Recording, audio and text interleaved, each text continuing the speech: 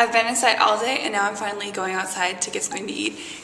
I'm gonna have you experience this with me. Here are the doors. And now we're going out. It is a blizzard outside. Look at all the snow. They must have plowed. Okay, wait, check this out. So the sidewalk starts here. This is like that whole pile is just above ground snowfall. Look at this, and you can tell like they've been trying to shovel and stuff but haven't been able to keep up with it because the snow is just coming down. Oh, look at, there's like a shoveler caterpillar thing right now. Yeah, so I'm venturing out to get something to eat, but I just wanted to share this mess with you. Hope you all are safe on this very snowy, blizzardy day.